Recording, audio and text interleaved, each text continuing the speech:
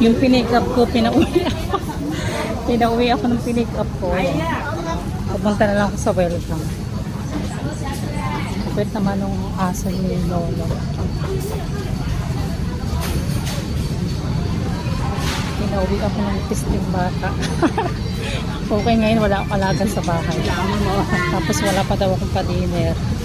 Agoy. Saya-saya ng buhay pag walang pa-dinner.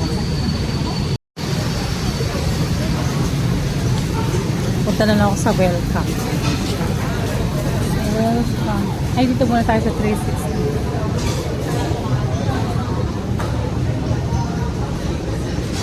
Yung tayo mga bibig.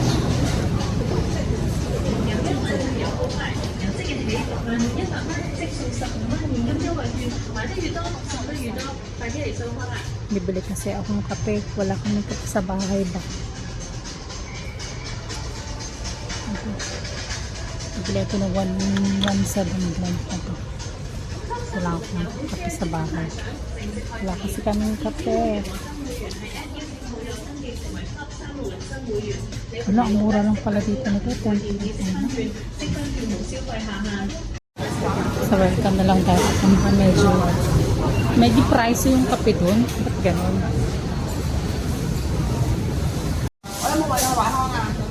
Sarap ng ulam. 55 kaya.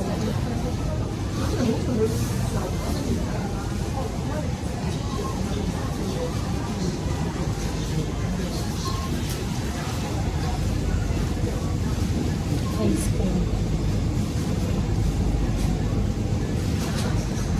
Sarap ng ice cream mo. Pagka ganitong weather, sobrang hot. Sarap kumain ng ice cream. Ito masarap yun.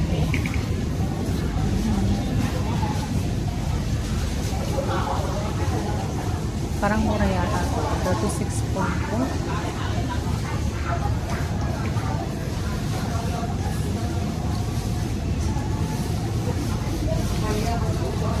Ito gusto ko sa ice cream. Backroad.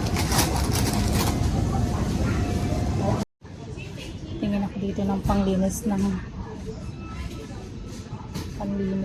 bahay. Kaya ito. Mahal pala nito. 17. 23. Isa na lang. Kailangan ko na ito dalawa. Mura-mura naman siya. Maganda ito sa ano.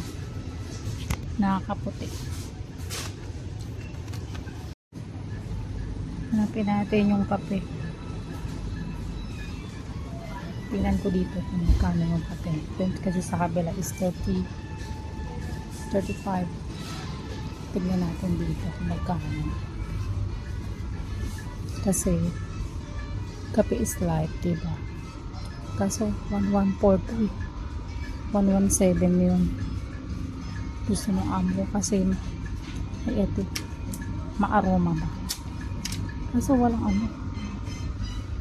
Wala siyang price.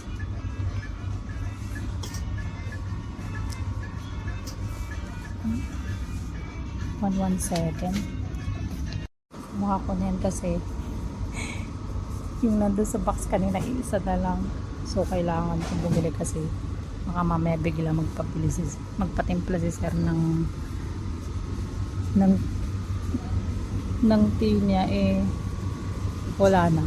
Pero ayaw naman na daw uminom niyan Pero ewan ko bakit inom siya ng inom pat Hindi tayo sa tinapay.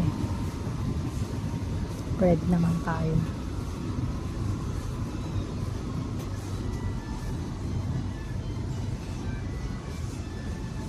Dito sa welcome, meron na rin fresh na mga ganyan. Sa kabila yung chicken. Ganito yung style ng Pilipina Yung nandito na sa harap. Tapos papuntahan pa yung mga nasa ayan. Hanapin ko yung mga ano bang date. Okay, hindi ito. Tara. Wala na pa ito. Hanapin natin yung mga date. 15 din. Pero malapit siya ma-expire.